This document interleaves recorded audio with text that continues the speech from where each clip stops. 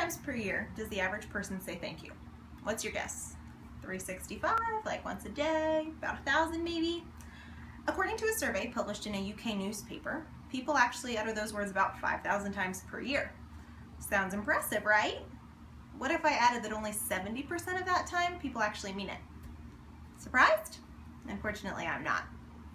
These days, it's not uncommon for people to replace the traditional thank you with perhaps a synonymous word of thanks.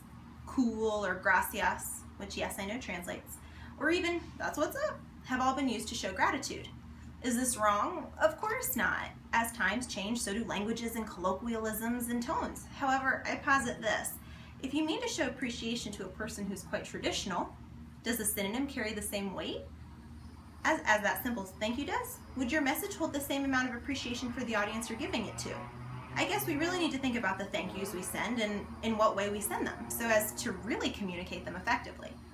But I suppose we should really start with that issue of sincerity. I'll go back to the statistic of 70% of people not using thank you and meaning it. And please understand that these stats are from one source and one site. I know that there is a potential bias. Thank you has become quite a placeholder, or rather an immediate response. If you touch a hot pan, you say, ow. Thank you has become a bit of a reaction. Often people say it without realizing they're saying it, and they don't realize what weight it can hold. How much more powerful would those words be if we truly thought about their merit before using them, what we're actually thanking people for? I'm a teacher. I teach third graders.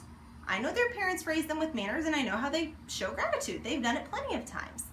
In the last week of school, I handed my 20 kiddos a special snack and an end-of-the-year treat I had purchased for them. Do you want to know how many said thank you without another student prompting them? 5. That's 1/4 of my class.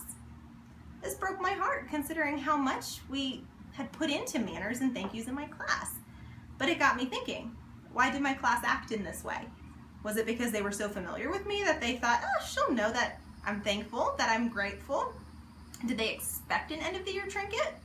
Did they just forget to say thank you out of excitement? Were they used to bigger and better things, so a small snack was insignificant to them?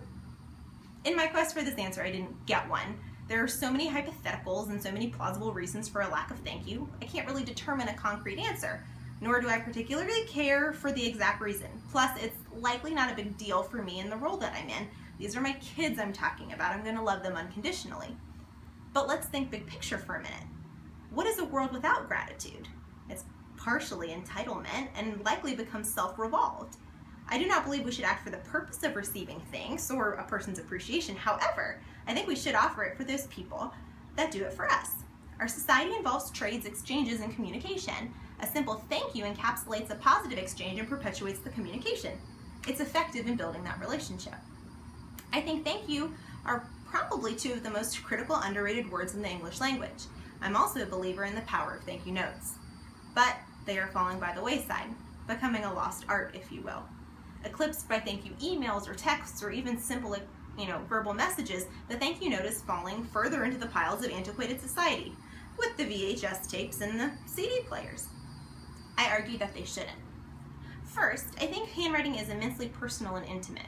If someone takes the time to type me an email, the words are powerful and very kind. If someone handwrites me a message, it feels special and uniquely theirs. The process of writing by hand in itself is dwindling, and to me, any remnants of it should be kept and preserved. I understand the inconvenience of it, but is there truly something as irreplaceable as the written fingerprint of someone's script? I think not. Second, thank you notes are tangible, presentable. They are visual representations of thanks. They mean something. In a society where so much can be lost with the crash of a computer or inaccessible when Wi-Fi is down, a memento remains untouched. To those people who throw away thank you notes or cards of any type for that matter, I urge you at least to do this. Do not throw a note away from a special person until you have another from them. You never know if it'll be their last.